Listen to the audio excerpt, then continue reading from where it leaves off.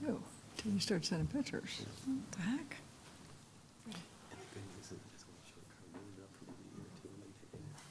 Right. Perfect. Good evening. I'd like to call this regular meeting of the City Council to order. If you would like to join us in the Pledge of Allegiance, please stand. Pledge allegiance To the flag of the United States of America and to the republic for which it stands, one nation, under God, indivisible, with liberty and justice for all.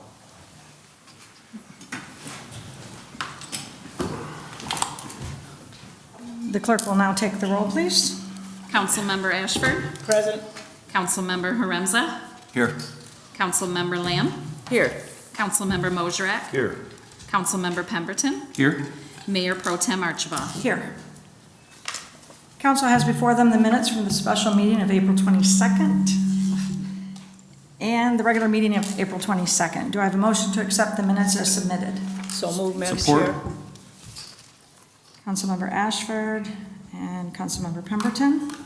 All those in favor of accepting the minutes as submitted signify by saying aye. Aye.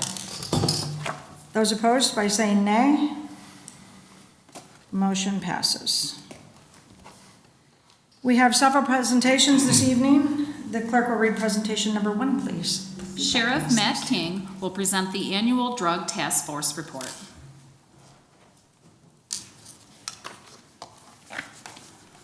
Well, good evening. I'd like to start out by thanking the board and Mayor Pro Tem for allowing me to come and speak today a little bit about the Drug Task Force, as well as thank City Manager Freed for the invitation. I plan on going over some statistics about what the Drug Task Force does and explain some of the work they do in and out of the world of narcotics. But I'd like to start out by introducing myself a little bit so you kind of understand the vision of which I come forth when I talk about the Drug Task Force. My name is Matt King. I'm the sheriff here in St. Clair County, and I've been with the Sheriff's Office for 26 years. 20 of those years was on the Special Response Team as a deputy, sergeant, lieutenant, and road patrol captain. 9 years we're doing dual duty with the Special Response Team and the Drug Task Force, deputy, sergeant, and lieutenant, as well as some other duties. But I wanted to bring those highlights of my career forward. So when I talk about the Drug Task Force, what we do, it's out of a place of understanding not only how it works, but how it works at the different levels and how we collaborate with law enforcement throughout the county. I'd like to explain the makeup of the Drug Task Force. The Drug Task Force is a millage-run group, right? So we have a millage every 4 years. It is up this August. I'll talk about that later. But the community supports the millage, and the funds go to pay for the following positions and the operating costs. 1 lieutenant from the St. Clair County Sheriff's Office, 2 sergeants from the Sheriff's Office, 9 deputies from the Sheriff's Office, 1 support staff, 2 Port Huron police officers, 1 Clay Township police officer, 1 Marysville police officer. It pays for 1 prosecutor at the St. Clair County Prosecutor's Office and 1 support staff over there. So the funding really does pay for the whole operation. Without this millage passing, all those positions would be vacated for the most part. Other team members that are not funded through the millage is U.S. Border Patrol and U.S. Customs and Border Protection. We have partners with them who are embedded in our team, and they help us work locally and abroad as well. Some statistics, the Drug Task Force in 2023, we took $3.5 million worth of drugs off the street. Those drugs would have been distributed through our community, used, sold, and that's a lot of drugs taken off the street. 87 weapons. We conducted 68 search warrants. To explain, a search warrant would be the culmination of an investigation. It takes a long time sometimes. Sometimes we can gather the information and secure a search warrant quickly. And at that point, we would get the information gathered, get the warrant signed, and execute a search warrant, usually in a house, hotel, or apartment. Conducted 292 traffic stops. We do have a deputy that is in a patrol car working constantly with the Drug Task Force so that they can make traffic stops for investigative purposes, as well as sometimes culminating an investigation. And we investigated 747 complaints. So we get a lot of calls from the public complaining about traffic, suspicious activity, or possibly complaints from other police departments saying, hey, this house, I think it's a drug house. Instead of them going there and patrol and trying to cover it, they would call us, give us the information so we could work up a proper investigation. Now, the next set of statistics is going to be from 2021 to the present date. So it would be this cycle of the millage. So our millage is a 4-year cycle, and obviously these numbers don't reflect a full 4 years. As we know, we're not quite through this year, and so we got basically 3.5 years worth of statistics.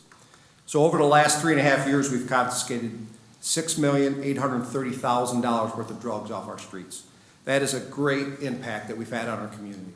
551 weapons were taken off the street. We conducted or executed 277 search warrants, conducted 1,264 traffic stops, and investigated 2,823 complaints. All of those statistics that I just, rattled off, if it weren't for the Drug Task Force, it would be up for the individual police agencies to try to handle on top of the duties they already handle. So it's a lot of police work, and as I'll talk about in a minute, it's not just drugs that we investigate. It all bleeds over to other crimes, as we know. Drug addicted people, they don't usually go to work, collect their money, and go buy drugs. When they're truly addicted, they're committing other crimes to feed their habit. I always say nobody robs a party store to pay the rent, right? They're very desperate when people are doing these type of crimes, and they're almost always to feed a drug addiction. The partnership that exists with the Drug Task Force and the community has been a very successful one through the years. The citizens of St. Clair County have supported the Drug Task Force not only by passing a millage every 4 years, but also by partnering with information. We cannot operate in law enforcement at all, let alone as a Drug Task Force, successfully without the cooperation of the public. We get tips, we get information, we get witnesses after the fact, and believe it or not, every once in a while, and it was one of my favorite things to do, is when we did a daytime drug raid, we'd get neighbors sitting on their porch and cheering us. It sounds funny, but that was a boost. We are supported well, and we appreciate that. And I want to acknowledge the fact that if we didn't have the support of the public, we would not be successful. The work that's done by the Drug Task Force that continues to fight distribution of drugs is important. The amount of drugs that come in and out of our community isn't always seen. We are a border community, right? We know that I-94 and I-69 either begin or end in Port Huron, depending on how you look at it. It connects Canada all the way down to 75, all the way down the corridor that goes through Chicago to the southern borders, and that's where a lot of drugs come from. So we see drugs come through our county to Canada and money come back through, but we also see a lot of drugs obviously landing in our county. We have drug dealers that come from other communities. We're 50 minutes from Detroit, 50 minutes from Flint. And I remember early on in my Drug Task Force career interviewing people asking, why are you here from, name that city, right? And the answer always was, well, in this county, I'm the big dog, right? I'm name that person from Detroit, and it's kind of intimidating to other drug dealers because it's just a bigger city, and that's all it's about. They figure they must be a bigger deal because they come from a bigger city. And they also say they get twice as much money for the drugs. So we occasionally get drug dealers from outside the county. We have enough drug dealers in our county. We don't need to import them. We're very aggressive in pursuing all drug dealers, but we often get acknowledgement from out-of-town drug dealers because we're on them so quickly. It's because we have the dedicated people to investigate drug trafficking, and some of these other places don't. So we don't allow drug dealers to get comfortable here. And when doing that, we make sure that we're able to try to keep a handle on the drug problem in St. Clair County. I'll never say that the Drug Task Force is going to fix the drug problem in St. Clair County. It never will. It won't stop drugs anywhere. But what it will do is make sure that the drug dealers don't get comfortable here and set up criminal enterprises or gangs or things like that. Speaking of that, the Drug Task Force work, again, it works outside just the drug world. Just about every violent crime we're able to tie back to either people who are in the drug world or know somebody in the drug world. Work very closely with all the law enforcement agencies, Major Crimes Unit and the Drug Task Force work hand in hand. And it is very rare that a major crime isn't solved without the help of many agencies. Oftentimes, drug task force will be investigating a drug dealer, and we'll reach out to major crimes, and I'll have all kinds of information on it, and then vice versa. It's a great partnership that goes on, and we hope to continue it. The millage is up on August 6th, and we're asking the citizens of St. Clair County to vote yes on the DTF millage, so please get out and vote on August 6th. I would like to close by thanking the Port Huron Police Department for their great partnership. They are the longest members in the drug task force outside the sheriff's office. It was started together with the Port Huron Police Department. I also want to thank Chief Platzer for his ongoing commitment to the partnership. We have one of our members from the drug task force on the major crime unit of Port Huron, and they have members obviously in our drug task force. Without the partnerships with all law enforcement agencies in the county, we're not very effective in combating crime and creating safe communities. So I do want to take time to thank everybody in law enforcement, specifically Port Huron Police and Chief Platzer. The members of the drug task force work tirelessly. They are on call 24/7. They work with informants that don't keep normal hours. They work so many hours that they don't get confiscated or compensated for. That's a different word in the drug world. I remember when I was in the drug task force, I know Chief Platzer spent a lot of time there as well, and Assistant Chief, your phone rings all the time. And if you don't keep those interactions going with the information we get from the public and informants and other law enforcement agencies, you're not effective. So I want to salute them and the hard work they do. And again, I want to thank the public for the continued support. Without the support of the public, the millage wouldn't pass. Even with the monies, we need the communication and the information to come from the public. Law enforcement always is dependent on the support of the public. And in closing, I want to again thank the board, Mayor Pro Tem, for allowing me to come and speak, and the invitation from City Manager Freed. Thank you very much, and I'll entertain any questions if anybody has any. Thank you. Does anyone have any questions? Madam Mayor, I'd just like to thank you, Sheriff King, for being here and updating us on this. Over the last few years, you and I've got to know each other, and there's no doubt in my mind your dedication to your job and how much it means to you in preparing your men and women to be the best that they can be. So I appreciate that, and thanks for the update, and keep up the good work, and thanks for being here tonight. Thank you very much. I appreciate that. Anyone else? Well said. Madam Mayor and Council, I'd just like to thank Sheriff King for being here tonight. I was just having this conversation with a couple residents. If you look at what Chief Platzer does and what Sheriff King does, they're not just, I mean, we look at a cop, and we think law enforcement. These are CEOs of large multi-million-dollar enterprises. Overseeing a jail is more complex than overseeing a hospital. With the compliance of state regulatories and federal regulations, let alone operating the day-to-day law enforcement agency. These two gentlemen deal with multi-million-dollar budgets. They are the fiduciaries of those budgets. It's pretty impressive, the scope. In the private sector, they would be equivalent to a CEO of a large industry. I do want to thank Sheriff King for your collaboration. You and Chief Platzer work very well together. The unspoken and unknown benefits to our community with safety, things that I know about that the public doesn't know about, from collaborating together is just incredibly beneficial. And you two being both the leaders that you are, I think our county is very lucky to have you in that seat, and I appreciate your service. Thank you very much, sir. Mayor Pro Tem? Yes. Sheriff, you mentioned that you confiscated so many firearms. Okay, what happens when you confiscate those? Where do they go? So the guns that are confiscated involving crimes are destroyed. There are sometimes guns that are confiscated as they purchased them with drug money, but they didn't use them with the sale of drugs. If they are a hunting rifle, they are sent out of county for auction. But almost all weapons that are confiscated from any drug raid would be destroyed. Oh, okay, so they are recycled, the ones that can be, Yes. and the other ones are destroyed? Yeah, only guns that would be clearly made for hunting.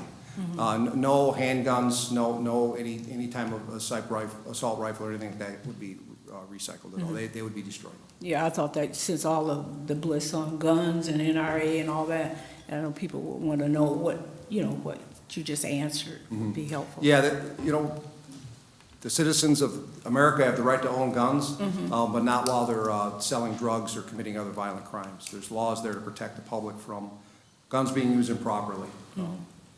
Other than that, obviously, citizens can own guns. Okay, and then I also would like to thank you personally because I have had interactions with you, and whereas the community had an issue there, and I brought it to you, and you brought the individual in, and they were very satisfied, and so it kind of impacted a whole group of people. So I know you're out there doing your job, and you're doing it well, so thank you very much. Thank you. I appreciate the partnership with everyone. Yeah. Anyone else? Thank you very much. Thank you very much. Appreciate it. Presentation number 2, please. Proclamation observing the week of May 12th through the 18th as Police Week and May 15th, 2024 as Police Officers Memorial Day will be presented to Police Chief Joseph Platzer. Chief, would you join me at the podium?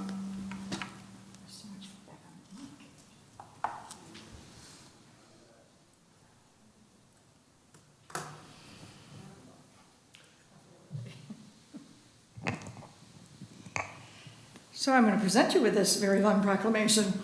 Whereas the Congress and President John F. Kennedy signed Public Law 87-726 in 1962, designating May 15 as Peace Officers Memorial Day, and the week beginning on Sunday, in which May 15 falls, as National Police Week. And whereas the law was amended by the Violent Crime Control and Law Enforcement Act of 1994, Public Law 103-322, signed by President William Jefferson Clinton, directing that the flag of the United States be displayed at half-staff on all government buildings on May 15 each year.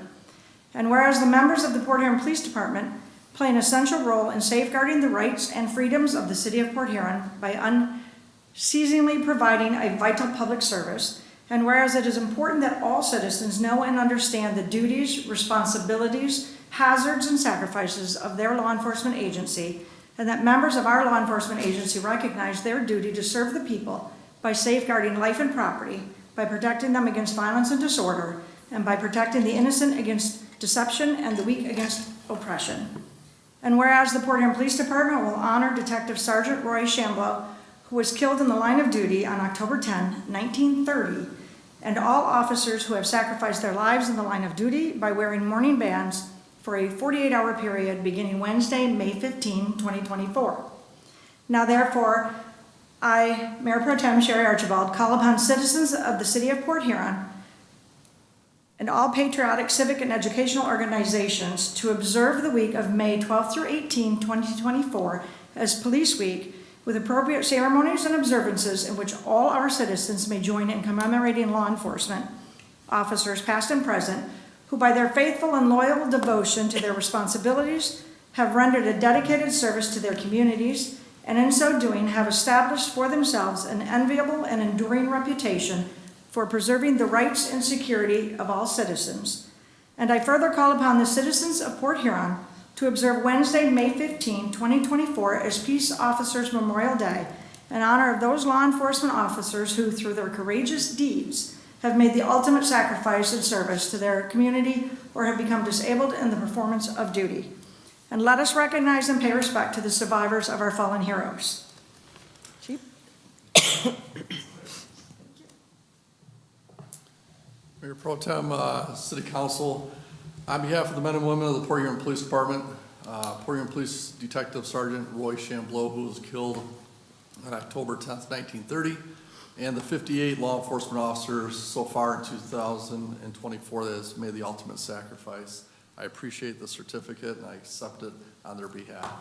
I would also like to remind everybody that this Wednesday, May 15th at 10 o'clock at the International Flag Plaza, there will be a Police Week memorial service for all citizens and police agencies throughout St. Clair County. So I What thank you time? all. 10 o'clock. 10. Thank you. Thank you. Thank you for all you do.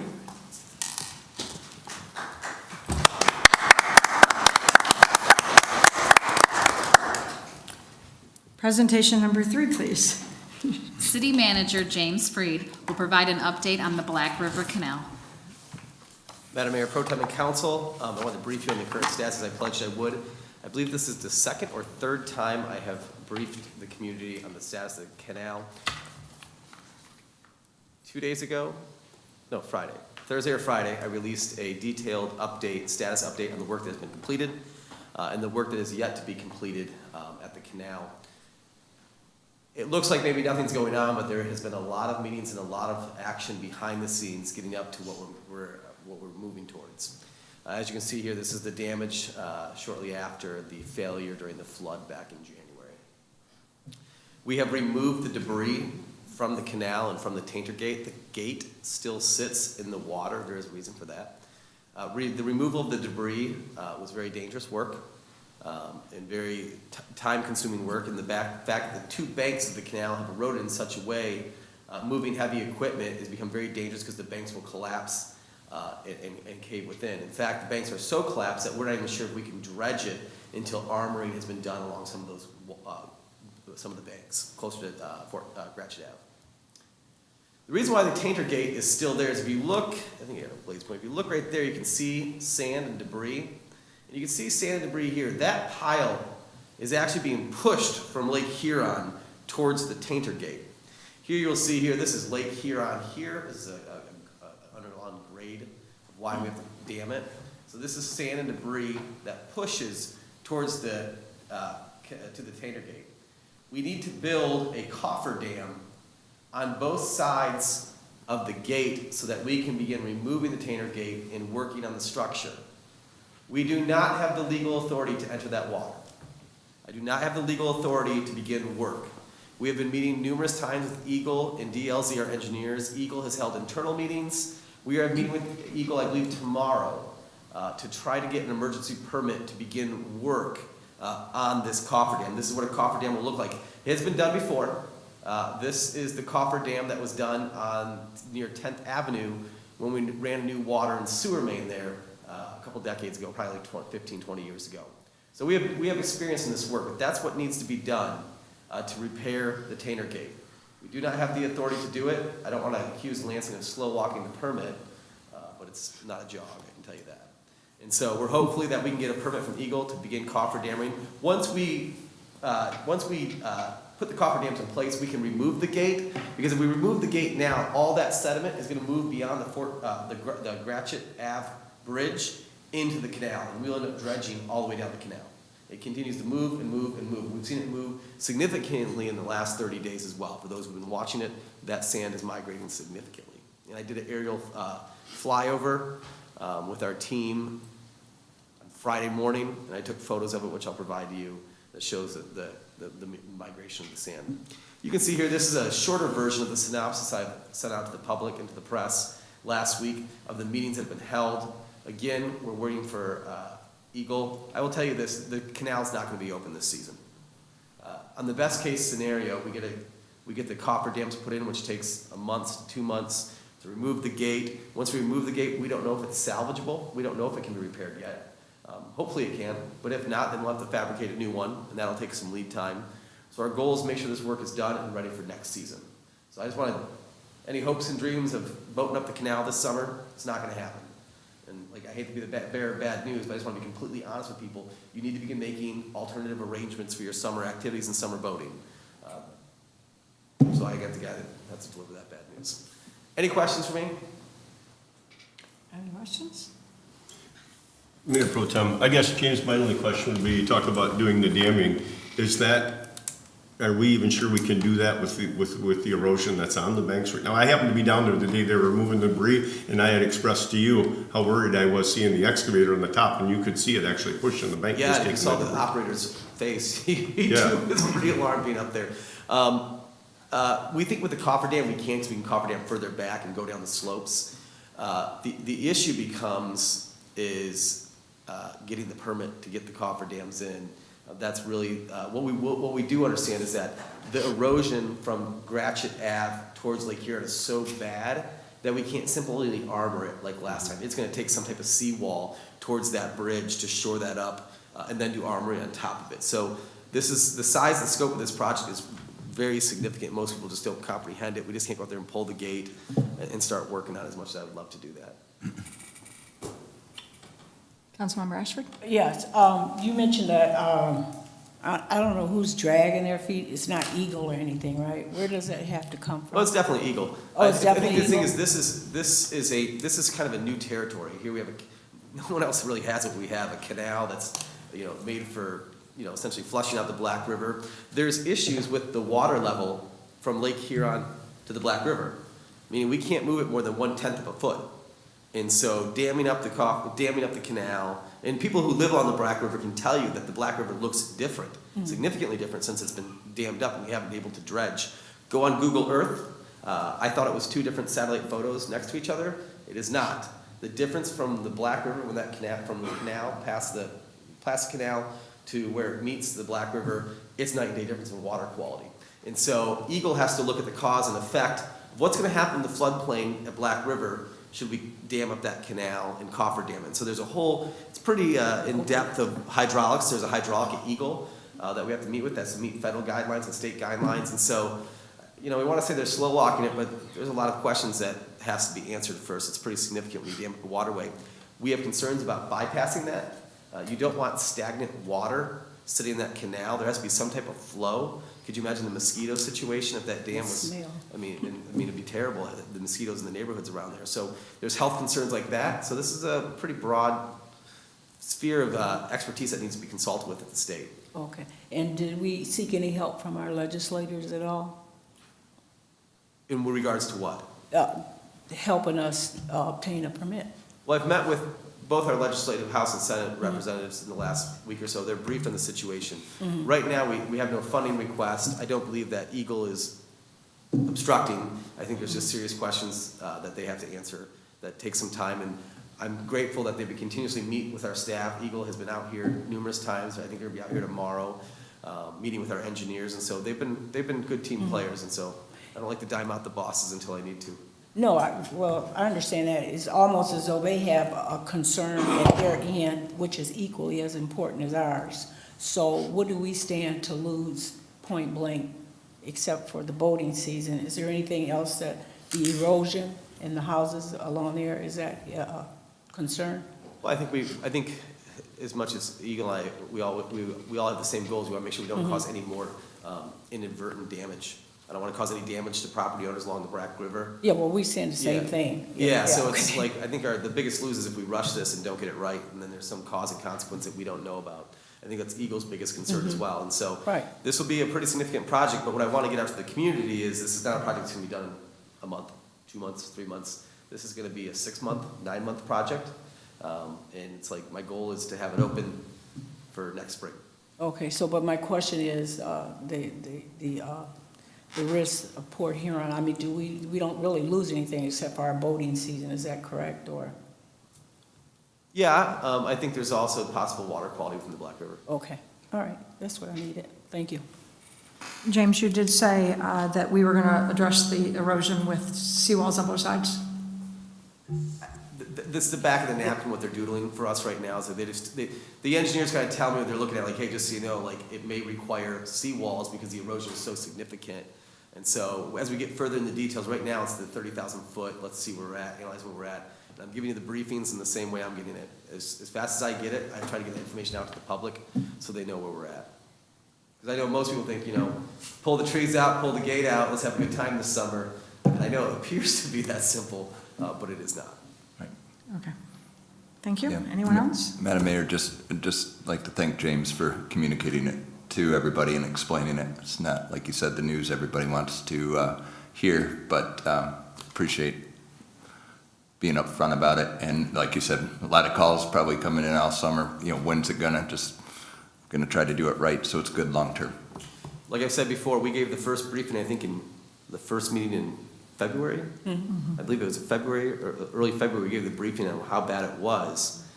And I know we think a lot of people read it in the newspaper, but there's a large population that will not know that canal is closed until they get their pontoon boat up there and think, what in the heck is going on? And that's when the phone calls are going to start ringing.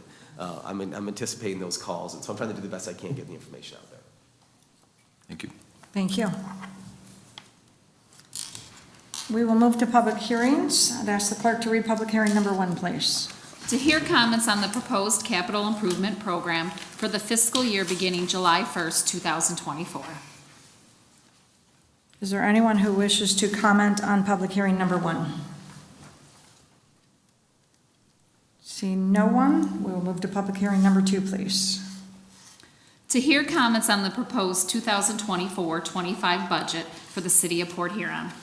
Is there anyone here wishing to address public hearing number 2? Holden Gothier, 11th Ave. This is just some minutia, but considering the revenues from wastewater and water going up about $910,000, it's just odd to me that we're not anticipating any new penalty money from $10,000 last year to $10,000 this year. And in some of my research of principal customers in this city, there are some, namely Mueller Brass, who in the last year received $10,000 of late fee waiving. So I just would think there's probably a little bit of looking into what that projected number should be, and are we going to continue being lenient with large principal customers missing payments? Thanks. Thank you. Is there anyone else wishing to address public hearing number 2? Seeing no one, I will declare public hearing number 2 closed, and we will move to public hearing number 3. To hear comments on the tentative budget for the Port Huron Downtown Development Authority for the fiscal year 2024-25. Is there anyone here who wishes to address public hearing number 3? Seeing no one, I will declare public hearing number 3 closed. Madam Mayor Pro Tem, just a point of order. Just because they're our largest employer, one of our largest community investors, Mueller Brass had a billing issue that we had to correct. The error was on our side. They were not given any type of unfair waiving of fees. That would be a great disservice to one of our largest employers and community stakeholders, portray them in that light. So that is not accurate and unfortunate that it would be said. Thank you. We will move to public comment. Now is the time if anyone in the audience wishes to address City Council on any agenda item or any matter under the city's jurisdiction. You may come forward. You have 4 minutes, and please begin with stating your name and address for the records. Julian Ruck, 750 15th Street. So a lot has been happening in the past few weeks with Polly's Place and changes and sort of restructuring how we're going to work. And I'd just like to speak in some broad terms and kind of pick up off what I've left on in my last comments here. So everything in this universe has a beginning, middle, and end. And even when doing community action, the beginning, middle, and end are 3 different methodologies. You do different things when you're starting a project than when you're sustaining it and or perpetuating or ending it. There's just a different philosophy. And so the past 4 years have been the beginning. It's been explaining urban gardening and its value to the community, both economically, health, mental health, things like that. And we're at a space now where I feel like the city and everybody is on board with the idea that this could be good for the community. So now we're entering this middle phase of sustaining. And I keep stressing the economic viability of giving away free food. And I know that's counterintuitive, but if you go on YouTube, you're gonna find people that have successful YouTube channels giving away free haircuts. In 2024, there's every day more and more ways to monetize something you're passionate about or something that's doing good for your community. So speaking of that monetization and basically the funding, this move to the south side is a win-win. It's a win for the community, it's a win for urban gardening. For me personally, financially, it's a loss in that I have 4 years of labor, about $20,000 of my own money, about $10,000 of funded money. That is now we're basically starting at square one at this new space. And at least one of you, I have to give credit, did reach out and express condolences about that to me, saying, I appreciate that you've gotten to this level and it's a bummer that it has cost so much. So what that has done is put me in a position where I could meet with James, and I did, and I met with Cynthia as well, to talk about how we move forward economically with this process. And there has been thoughts along the way that I have to start a nonprofit and I have to do things this way and that way. And that's just, at this stage of the game, it's not the best way to do things. Reason being, you cannot garden by committee. Tomatoes don't grow based on group decision, right? It's science, and it's the best available science applied, right? So in beginning the economic viability of what we're doing, I'm starting a new LLC. Getting rid of the old LLC that got us here, starting a new one with a new brand, which I'm getting trademarked and all that stuff, and I'll share it with everybody soon enough. But it's an all-inclusive brand that kind of is meant to give kind of a Port Huron versus everybody vibe. That's something that everybody in the community can feel represented by. And we're going to start a Patreon, start real simple, $10 a month, get a little newsletter, get a sticker in the mail, and through that Patreon, people will be able to buy t-shirts about each project we're doing. And that t-shirt will fund that particular garden we're working on. So real simple, selling t-shirts just to keep things going. But where we're at, I need to be at this full time. And living for free at my friend's house, you know, working odd jobs in order to support me doing this volunteer work is a thing of the beginning phase. But now we're in a sustaining phase. So, that's it. Thank you.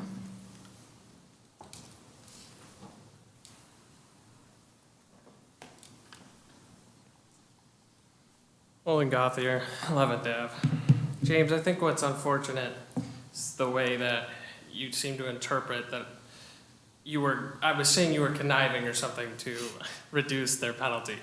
As far as a transparent government, it does not show me on the BSNA portal why it was waived. I'm just pointing out it was waived. And there was a lack of attention to detail in the proposed budget that if our revenues went up 3 to 5%, that our penalties don't go up. I'm just pointing that out. From April 8th of 23, Mayor Rep said, "A lot of communities around us hold meetings at 6 p.m. and it's not unusual." Ms. Archibald, you touched on local responses to the motion being positive, and you had said it fits within what most of the people within the county are doing. Jeff Pemberton, you had mentioned that all feedback you received is positive and it lines up with other municipalities. James Freed, you mentioned that meetings do tend to go, if we have a big issue, 2 hours to 2.5 hours. Many council members touched on public responses to this issue, and I just wish there was better data about how citizens felt, not just anecdotal evidence offhandedly cited by the council. I analyzed meeting data of 29 incorporated communities of St. Clair County. That's the entire county, excluding Port Huron and 3 communities I could not verify. The fact is, 22 out of 29 boards, or 75%, meet for regular meetings at 7 p.m. This directly contradicts the comments of Mayor Pro Tem Archibald, and Councilmember Pemberton, whom all insisted 6 p.m. was a common meeting time.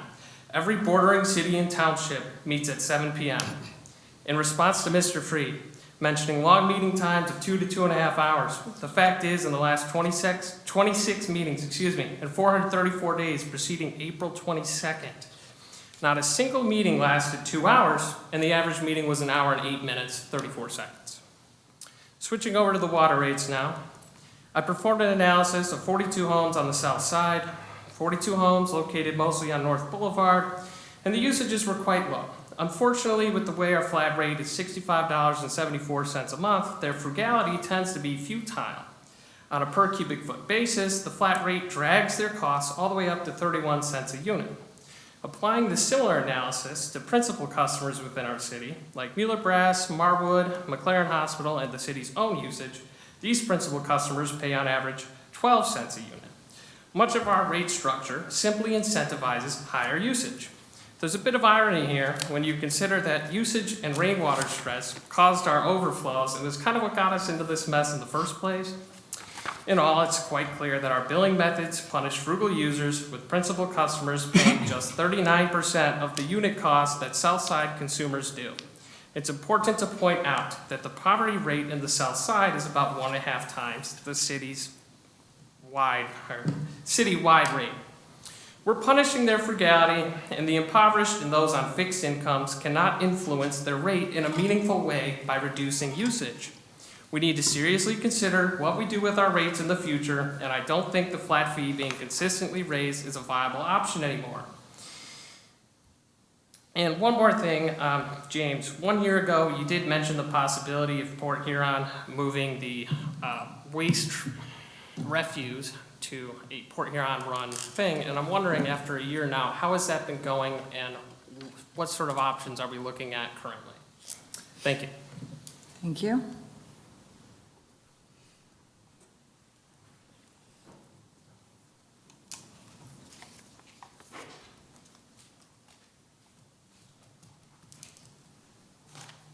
Good afternoon, everybody. I've been coming here 6 months since the death of Josh Conan. And my perception of city government and the city council when I first started, or before I even entered this building, was that you guys work for the people. And I'm not sure if there's a job description or anything that goes along with that would state such, but that was my perception. And as I've been coming here more and more, I've been feeling that you guys don't work for the people, you work for yourself. This whole deal with the time, that should have went in front of the people. That should have just went for a vote to the community. You know, you want to change the time, that's great, but you go to the people that you work for. They should have had a voice. We had no voice. I'm not a city resident per se, but I like to enjoy the city, you know, so I pay city taxes to my employer, which you guys ultimately get to spend. I don't know, 6 months into this, we come down here, we ask for answers. I've been asking for anybody just to reach out to the Attorney General or the State Police Department on the investigation into Josh's death. If you've done that, you haven't publicly announced that. What happened last meeting, I got approached by a city member, you know, a resident, that has been reaching out to the state, both the Attorney General and the State Police Department, and they're working on getting responses. They actually got a response. Why? Why is a resident doing the job that we have asked numerous times of you guys to do? That question, I don't know, has yet to be answered. Sometimes I sit around and wonder, why is Kevin Linke picking on you guys? It's starting to show light on what, he doesn't do it in the right way, but there is obviously some issues. I'd like to see things get better. I'd like to enjoy a baseball game for my son and see the whole thing, but today I had to watch the end of it on Game Changer because you guys chose to change the meeting time. I have no say in nothing. I'll come down here, I'll speak when I can, you know, where I'm allowed to, but you don't have a whole lot of people here tonight. I wonder if that's a coincidence to the early start time. Food for thought. Thank you.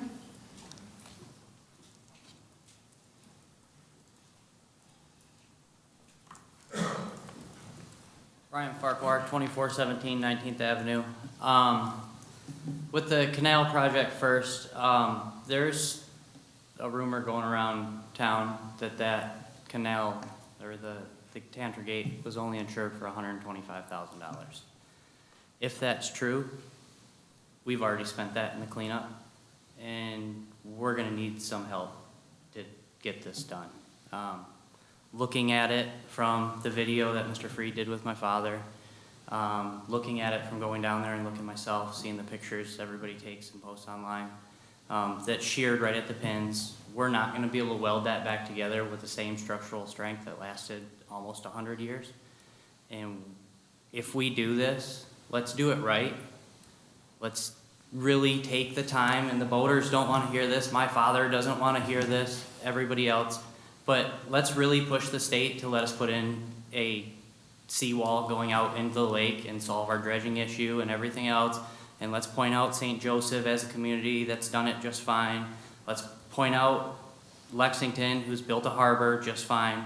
There's lots of places that have done it. Nobody's hit it.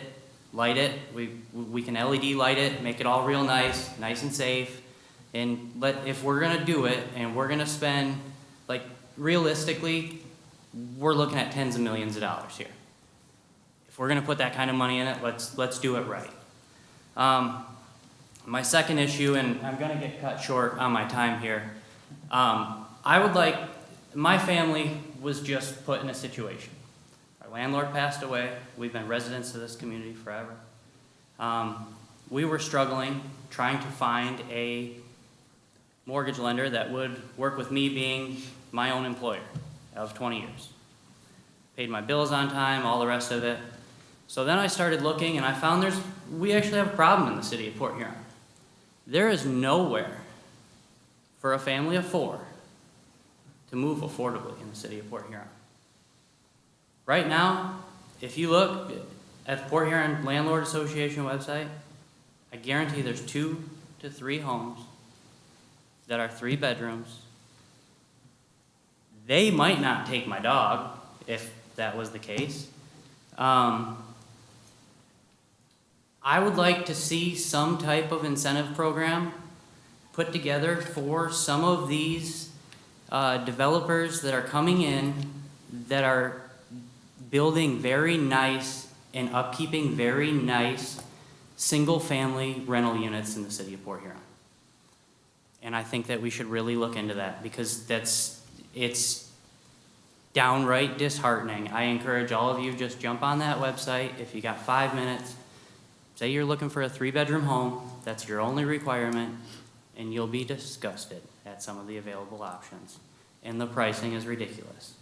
The fact that I had to go out of town to Brighton, we found a mortgage company, we were able to buy our home, we closed on it last week. But there's nowhere to go. And to be paying $500 more a month than what we're paying in mortgage to rent someplace that I don't know that I could let my kids ride around on a regular basis, because busy streets, like just not a good place to raise a family. Like if we're gonna, I know we put a bunch of money into that development over there by Garfield School. If we do something like that again, maybe we should make it 15% rentals in the neighborhood. I'm not saying make a neighborhood of rentals, but you know, there is a need for it in this community, and we're very much lacking. So I know the budget talks have already kind of gone through, and this Brian, year might be. I'm sorry, your time is up. Thank you.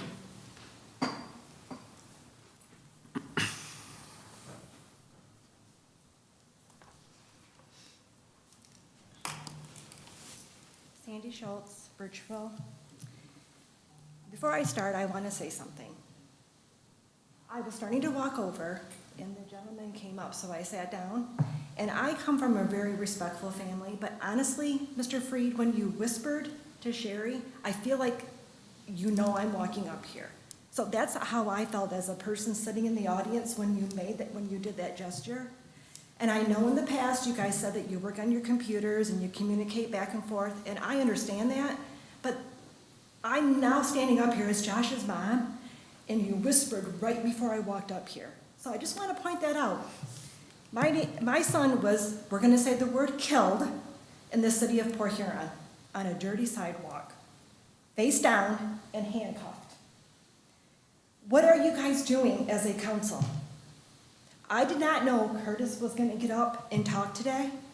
I wrote this about 30 minutes before the meeting started when I invited Mara, who's also a victim advocate, to join me. What are you doing for justice in the city of Port Huron? Not just for Josh Conant, because our family is about the whole entire community. But not just justice for Joshua or my family, but the citizens of Port Huron. I personally have called the Attorney General's office today and asked who has called on behalf of Joshua. Because I have been told over 6 months that you guys have called, you've reached out. I said your names. She said, no, that person hasn't called. Nope, that person hasn't called. One person was John Sanderson, Joshua's grandpa. Yes, he called. So I know she's looking. I just spent Mother's Day without my child. Could you imagine how you felt or how you would feel if you were me yesterday? My son is a respected person, and he was murdered. You need to do something for the city of Port Huron. You have a problem. You have a problem. Thank you. Thank you.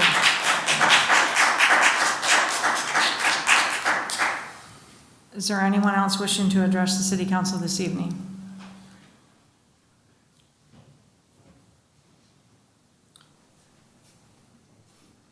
Good afternoon, Tony Garzinski, Plymouth, Michigan, appearing on behalf of the Port Huron Yacht Club. I was unaware that the meeting moved forward. I showed up for the 7 o'clock meeting, and here you are. Glad you made it. I snuck in, a good thing I'm a little bit early.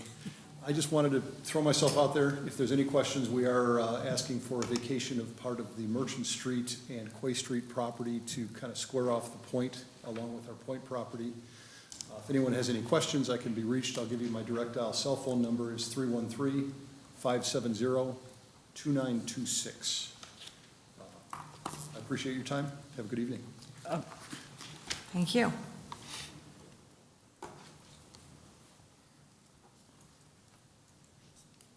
Is there anyone else wishing to address City Council?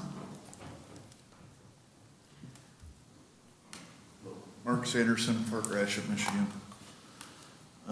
I just want to read something to you that I got off the Michigan Liquor Control Commission website.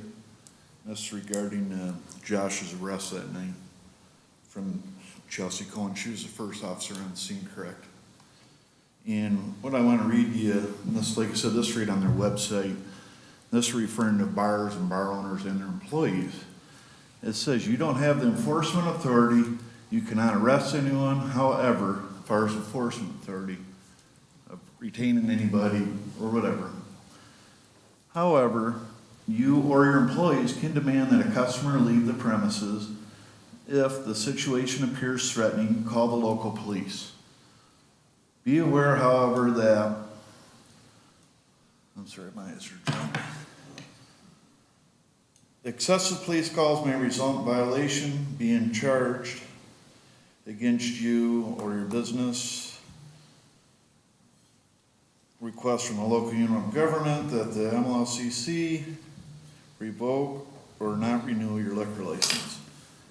And it says a bunch of other stuff, but what I'm getting at is when she showed up, there was 4 people and my nephew. And you guys did your internal investigation, you investigated yourselves, and you guys cleared her of everything. How did she get cleared from that? I mean, this is right from the State of Michigan Liquor Control Commission website. Why wasn't, you guys, nobody's ever answered me why those guys weren't told to get off of Josh from the officer, your guys' officer that showed up, first one on the scene. Or the other officers for that matter, they still remained on them. They had no authority to do that. Why, how did you guys clear? Like, would you guys investigate? Like, how was she cleared of the charges, cleared to go back to work? She wasn't disciplined or nothing. She didn't do it correctly. Another question I have too is anytime there's an incident involving liquor licenses at a bar, say there's a fight or like a stabbing down at the south end that just happened a month ago, it's supposed to be reported to the Liquor Commission. Now, before I FOIA, because I'm going to FOIA this, do you guys report all incidents when it involves the police to any establishment in the city? Because I'm going to FOIA. I'm getting to the bottom of this, but I'm willing to believe I don't think you guys do. I don't even think you guys reported the incident with Josh to the Liquor Commission.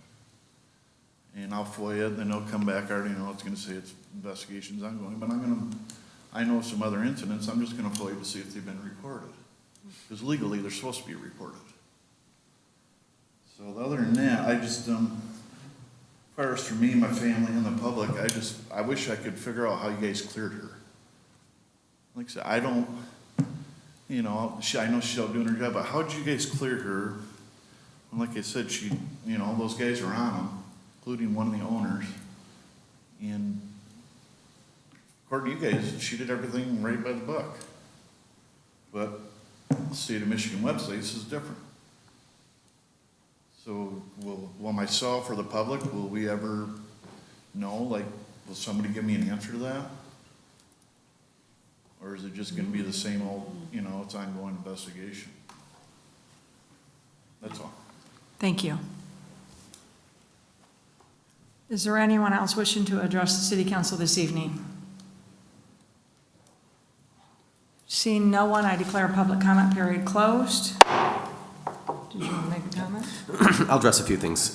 First off, the meeting of the time, it is illegal under the state constitution for the city to hold what's called advisory elections. We cannot hold an election to ask a question about whether or not we can move the meeting time. Advisory elections are unconstitutional in the state of Michigan. We cannot do what we were asked of.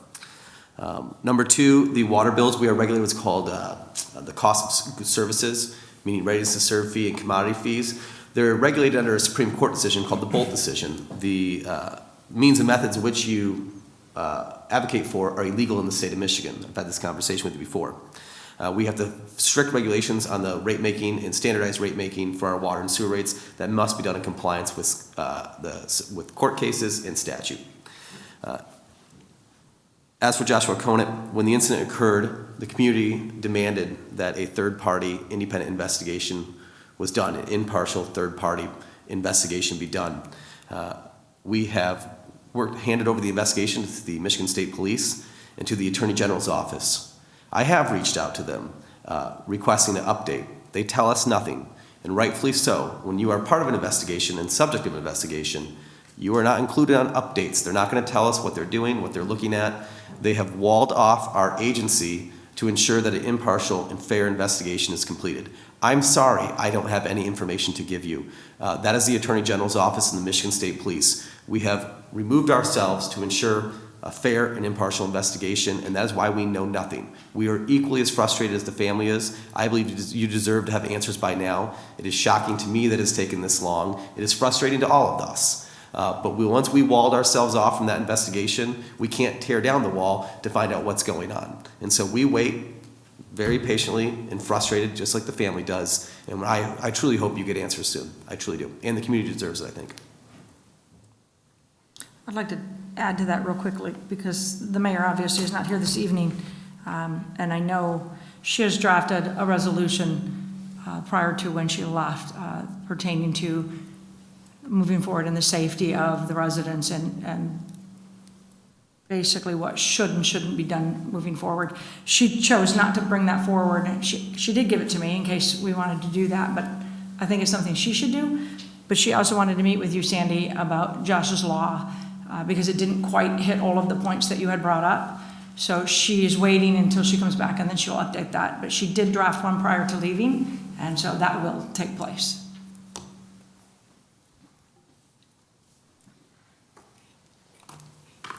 With that, we will move to the consent agenda. Do I have a motion? So moved. Support. Councilmember Mosrak. Support. Support by Councilmember Lamb. The clerk will take the roll, please. Councilmember Ashford? Yes. Councilmember Haremza? Yes. Councilmember Lamb? Yes. Councilmember Mosrak? Yes. Councilmember Pemberton? Yes. Mayor Pro Tem Archibald? Yes. Items under the consent agenda include receive and file notification from the Michigan Liquor Control Commission that an application has been received to transfer ownership of an escrowed 2023 Class C and SDM license to Can Marina LLC located at 1913 Riverside Drive. Receive and file notification from the Liquor Control Commission that an application has been received to transfer ownership of a 2024 SDD and SDM license to 3BMPB LLC located at 3550 Gratiot Avenue.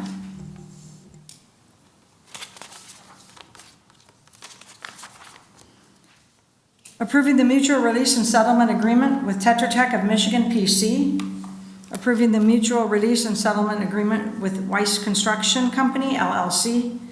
And approving the request to vacate a portion of Merchant Street south of Quay Street, with the city vacating its rights, including any utility easements. We will move to from the city manager. If the clerk would read from the city manager number 1, please. Accepting the bid from J.F. Kavanaugh Company Incorporated in the amount of $1,525,500 for the primary clarifier equipment replacement at the wastewater treatment plant. Do I have a motion? So moved. Councilmember Ashford. Support. Councilmember Lamb. Any discussion? Madam Mayor and Council, you have a detailed briefing attached to this from our city engineering department. You'll see in the cost breakdown in the back that we do proportionally break this down to the various townships as they are owner of capacity within that. So the real cost to the city is about $1,028,000 and some change. We had budgeted $900,000 in our budget for this work, so it's slightly over what we budgeted, but given cost escalation, it's pretty much on par. So Mayor, I mean. Councilmember Ashford? Oh, okay. So this actually is just a continuum of our previous action that we had Yes. took. And so this is fulfilling what we already voted on. Yep. All right, thank you. Any further discussion? The clerk will take the roll, please. Councilmember Haremza. Yes. Councilmember Lamb. Yes. Councilmember Mosrak. Yes. Councilmember Pemberton. Yes. Councilmember Ashford. Yes. Mayor Pro Tem Archibald. Yes. From the city manager, number 2, please. Accepting the bid from Weiss Construction Company in the amount of $3,136,000 for the splitter box replacement and improvements at the wastewater treatment plant. Do I have a motion? So moved. Support. Councilmember Pemberton and Councilmember Ashford. Is there any discussion? Madam Mayor and Council, again, this is a budget item. I just want to point out, you know, we buy things for, you know, $50,000 or $100,000 and it makes front page news. Here, we're going to spend $3.1 million on a 15-foot cylinder splinter box, which is a constant flow of human sludge waste that if it doesn't work or begins to erode, we have serious issues. The proportional cost breakdown is in the back of your, again, your briefing from the city engineering department. Again, the photos, we've attached photos and documentation of just how bad it's getting there. This is the issue with having the facilities built in the 60s, is these key components are near end of life. But this is something that has to be done. It's something we've been looking at for quite some time. So I want to point out to the public, I know the wastewater plant isn't a sexy item, but it's a good chunk of taxpayer money and ratepayer money that I think the public should know where it goes. Thank you. Any questions? Mayor, not only where it goes, what it does for us. Correct. It's a vital piece of an instrument here. But these pictures that you gave us, I thank you so much for all the work you do, Eric, and your staff. I think this is from you all, Eric. Yes? Are you there? We're good, Eric. Oh, you was asleep, okay. You interrupted his nap. No, okay. So just viewing the pictures, you know, the corrosion, the amount of corrosion, and I can only just fathom to think what's going on in the inside. Because it's like you know, like a red flag. You know, you have all this, I wish everybody could see these, you know, and the extent, the scope of the damage, the corrosion, how it has gone throughout the building itself? Yep. I mean, it's horrible. So, and we need this, I don't know, is this part of the drum or something like that? Yep, 15-foot Okay. cylinder drum. Yeah, so you definitely made your case for this, and I can't think of anything. I know it's a budgeted item, but it's like, we should have did this yesterday, Well, you know? But it is, it's a good move here in order to do this right. Thank you. I do have one question. What was the shelf life on that? I'm sure it wasn't, do we know? Like 25 to 30 years normally, and that plant's been operating for 40, 45. Exactly. One of the things I want to point out as well is for the residents who want to go online, you can read the city engineer's detailed briefing on, you know, why we're doing this and the history of it. As well, for those of you who really are up for a good time, you can call over to the wastewater plant and schedule a tour. And they'll walk you through the wastewater plant, and if you want to see where they're investing the money, we're more than glad to take any resident who's really up for a good time to go through the wastewater plant. It's actually pretty Highly interesting. recommend. It is actually really. It's actually pretty interesting. We took a tour of, I think, 30 or 40 city residents to the water plant and wastewater plant last summer. We did signups, and folks were just blown away at the size and scope of what goes on over there. And it goes about 4 stories below ground, so it's pretty incredible. Pretty bad. Distinct, and you'll remember it. Any other questions or comments? The clerk will take the roll, please. Councilmember Lamb. Yes. Councilmember Mosrak. Yes. Councilmember Pemberton. Yes. Councilmember Ashford. Yes.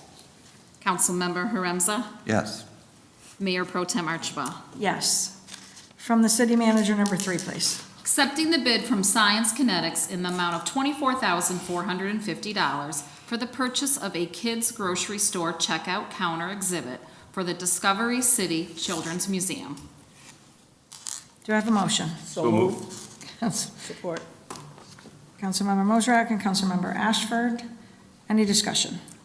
Madam Mayor and Council, this is part of the budgeted project going on over there. The Children's Museum is looking absolutely amazing and terrific. It's going to be probably one of the largest children's museums in eastern Michigan. I've toured children's museums all over across the state with my 2 kids, and this is on par, if not exceeds, others. We are targeting a September opening date. Any questions? The clerk will take the roll. Councilmember Mosrak? Yes. Councilmember Pemberton? Yes. Councilmember Ashford? Yes. Councilmember Haremza? Yes. Councilmember Lamb? Yes. Mayor Pro Tem Archibald. Yes. From the city manager, number 4, please. Receive and file the quarterly financial report for the 9-month period ending March 31st, 2024. Do I have a motion? So moved. Support. Councilmember Lamb and Councilmember Pemberton. Any discussion? Madam Mayor and Council, this is a good report. We're tracking significantly under budget from what we projected, especially year over year. A large chunk of the decreased expenses, although could be attributed to the ARP funding tapering off and ARP capital projects, but still operationally, we're still below where we were year over year and are trending in the right direction. Any questions? Clerk will take the roll, please. Councilmember Pemberton? Yes. Councilmember Ashford? Yes. Councilmember Haremza? Yes. Councilmember Lamb? Yes. Councilmember Mosrak? Yes. Mayor Pro Tem Archibald. Yes. We will move to resolutions. Resolution number 1, please. Authorizing 26 payments. Do I have a motion? So moved. Support. Councilmember Mosrak and Councilmember Pemberton. Any discussion? Okay, clerk will take the vote. I've been saying roll. I should have been saying vote. I caught that. Councilmember Ashford? Yes. Councilmember Haremza? Yes. Councilmember Lamb? Yes. Councilmember Mosrak? Yes. Councilmember Pemberton? Yes. Mayor Pro Tem Archibald. Yes. Resolution number 2, please. Approving the agreement with Fishback Incorporated for professional engineering services for the purpose of an odor control study at the wastewater treatment plant. Do I have a motion? So moved. Councilmember Support. Ashford and Councilmember Pemberton. Any discussion? Madam Mayor and Council, this will be a 2-year to 3-year project to design and build a new odor control system for the wastewater plant, and most likely require carbon filters. As you'll recall, we put an odor control system started about 3 years ago, completed about more than a year and a half ago. That system clearly has failed. I think anyone will question the odor control systems have failed. We have been able to recoup more than $1.9 million of refunds back to the city for that system that did not operate as designed. We will then take those funds and put them towards the design and construction of a new system that will work. And this is for the engineering portion of it. Okay. But in the meantime, we still have something to help eradicate that Yes. funk. Yep, Okay. we have done remediation efforts with a couple treatment processes at the plant. Most residents can now tell that the wastewater plant is significantly better in the downtown. We've also done key days, been helping to tighten the operations up there so there's not exposed spaces. So we have done some good remediation. I really applaud the operators at the plant for being pretty innovative in how they've addressing a problem that is pretty significant and a problem that we didn't see coming. The system did not work as designed, so we can correct that now. Thank you. Any other questions? The clerk will take the vote. Councilmember Haremza? Yes. Councilmember Lamb? Yes. Councilmember Mosrak? Yes. Councilmember Pemberton? Yes. Councilmember Ashford? Yes. Mayor Pro Tem Archibald. Yes. Resolution number 3, please. Approving the agreement with Rowe Professional Services Company for professional construction engineering services for the hospital area road reconstruction and utility replacement project Phase 1. Do I have a motion? So moved. Support. Councilmember Pemberton, supported by Councilmember Ashford. Any discussion? Madam Mayor and Council, these are probably some of the worst streets in the city around the hospital. Amen. Those considered Kearney, Willow, Elk, and Stone. The reason why we have been waiting to do those streets is because we just can't build a new road over terrible infrastructure. We don't have infinite means. We can't replace every road and every water and sewer main that we want to. So we have to take as much as we can afford every year and check it off and check it off, check it off. This contract here is for the utility work underground. We will redo the water and sewer along that area. And then while we put in new roads. So you'll have the water and sewer work, and you'll probably have additional contract for the surface area work as well. But we want to get the utility design well underway so we can get that project under contract for next spring. Thank you. Any questions? No questions, just comment. Madam Mayor, we talked about this kind of extensively, if memory serves us right. Even Kevin Lincoln brought it to us, why would these streets are so, so damaging. But it is one of the areas that is targeted here. We're doing a lot of redevelopment over in there. And so I guess we're walking our talk when we say that we just couldn't put, stuff over the top of them. We have to do the whole thing in a nutshell. And not only doing it in a nutshell, you have to have the funding and also to do it. So we do have that with that in order to initiate this much needed. This is critical infrastructure too, because it Yes. serves as a hospital and residential homes there. Right, yeah. I did speak with the CEO of McLaren Hospital in the past week to discuss this project and let him know the scope and work, and he was grateful that the city's moving forward with it. I'm sure the nurses and staff who drive down that road are as well. Yeah, it's been a long time coming. So. And I guess just as far as timing, I missed that part. We'll do construction next year. Got it. And like, if you were just replacing the road versus doing all of that, just from So if we were to replace a road, if we were just go to put asphalt over it, the entire subgrade of the road is completely shot, so it would break up within a matter of months. Yeah. So it needs to be completely reconstructed, subgrade, curb and gutter, water and sewer and utilities. Very similar to what we do at Gratiot and McMorrin. Yep. Be a waste. Yes, it would be. Any further discussion? The clerk will take the vote. Councilmember Lamb? Yes. Councilmember Mosherak? Yes. Councilmember Pemberton? Yes. Councilmember Ashford? Yes. Councilmember Haremza? Yes. Mayor Pro Tem Archibald. Yes. Resolution number 4, please. Approving the City of Port Huron city-owned land policy. Do I have a motion? So moved. Support. Councilmember Mosherak and Councilmember Lamb. Any discussion? Madam Mayor and Council, we sell buildable lots, not buildable lots, and we just kind of, we'll sell you a lot, we'll sell you a lot. There's no real policy in place. We felt we should have a more formal policy, because some people want to buy land off us and then speculate with it, or they want to buy land and not use it. And so this policy was reviewed by our lawyers. The price of buildable residential lots are determined yearly by the city assessor for fair market value or larger parcels. When developers want to build housing, we want to ensure that they are legitimate and capable before selling parcels. We will look for sources of financing, capabilities, and neighboring properties. We will also ensure that we're not selling to developers who owe the city funds because of back property taxes or code enforcement issues. We also have separate applications for housing developers and individual citizens who want to buy city-owned land. Housing projects must be completed within 12 months. An additional 6-month extension can be given. So if you want to buy a city-owned lot to build a house, you can't just sit on it. You actually have to build a house. Applications will be prioritized for developments that create additional workforce housing, affordable housing for homeownership opportunities. Thank you. Any discussion? The clerk will take the vote. Councilmember Mosherak? Yes. Councilmember Pemberton? Yes. Councilmember Ashford? Yeah. Yes. Councilmember Haremza? Yes. Councilmember Lamb? Yes. Mayor Pro Tem Archibald. Yes. That concludes the business of our regular meeting. We do have a couple of announcements. A special meeting to discuss the 24-25 budget will be held on Wednesday, May 15th at 6 p.m. in the conference room 408. The next regular city council meeting will be held on Thursday, May 23rd, due to Memorial Day. At 6. Pardon me? At 6. At 6 o'clock?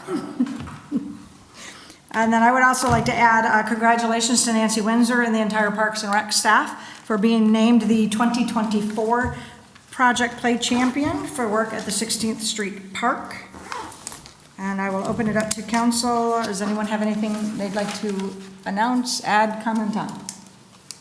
I just have one announcement, kind of ties in earlier to what James was talking about, the canal, and it goes with the Black River. A couple council meetings ago, the Black River Boat Club came and asked if we could, help out as far as with the river cleanup. It can't be a city-sanctioned event, but that is happening this Saturday, May 18th, and we were able to round up some resources in the community. We're probably going to have about 12 or 15 boats, barge, cleanup, etc. So if you're available, just meet at the Riverside boat launch. Most of the people from the boat club are meeting at Bakersfield, and then we'll be able to take debris out at Bakersfield, Riverside, and 12th Street boat launch. So the township is helping out as well, just as far as, here's the deal, whatever we can do to help get a few more logs to make it safer for people that are navigating the river, especially now with the canal closed. I think it's even more important. So if you're available, come on out. We'll have some bright yellow shirts for safety, and should be a good day. So Give them the meeting. What time? 10 a.m., May 18th. If you want to meet there at 10 a.m., like I said, if you have a boat, great. If not, jump on a boat. We're going to just try to get anything we can out of the river. Thank you. Councilmember Ashford? Hi, I just had a young lady that called me from the NAACP. You probably wouldn't even know, probably nobody in the audience would know him, but we have a leader that was in the black community. He's 104 years old.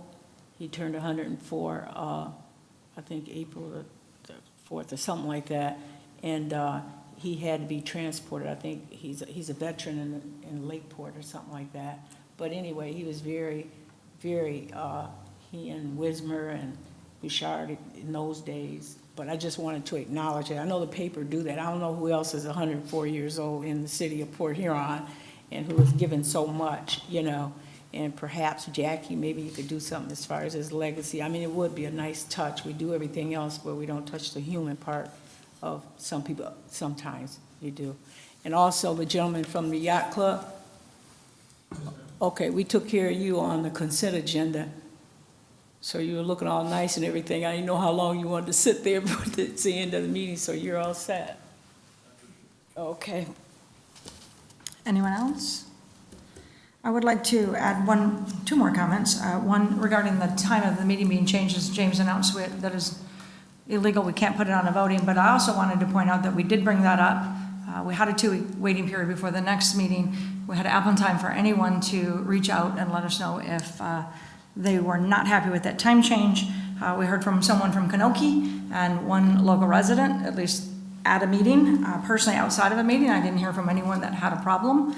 And when we referred to 6 o'clock, all of the county commissioner meetings, as well as all of their committee meetings, are at 6. So regardless, if it is a problem for residents to make it at 6 o'clock, you can still reach out and let us know that. And we always can revisit this and change it. So I just want to make that clear. It doesn't mean it's permanent. It's not set in stone. You still have ample time or opportunity to talk about that. And then I wanted to add, I actually did call the Attorney General's office, but late this afternoon.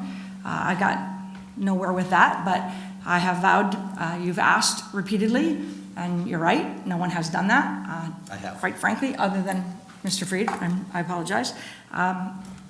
So I vow I will continue to do so until they do something, because I agree with Mr. Freed, as well as the rest of the council members. You and all of the residents, everyone deserves an answer. This has gone on for way too long, and we know nothing, and it's time they let us all know. And also, 6 months. We didn't. well, She did. I'm the liaison. I'm the You are liaison correct. to the I state did. officials. I admit that, I did. I've stayed out of this from the get-go. It is not something I ever honestly thought they'd even talk to me about. So I stand here corrected, and I heard you, and I've made that phone call, and I will continue to do so. we can't get.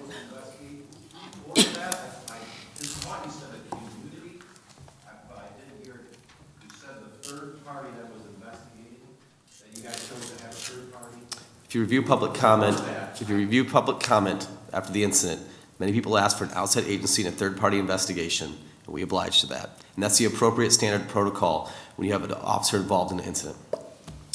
Anything else to come before? Yeah, I just forgot, because you mentioned mayor rep or whatever. How body cam didn't work? Yeah, but I came around the corner, you explain that to me, James. How come Please. body camera didn't work? Councilmember Ashford, Isn't that convenient? please Body continue. camera didn't work. That is convenient, that's gonna look good in civil court.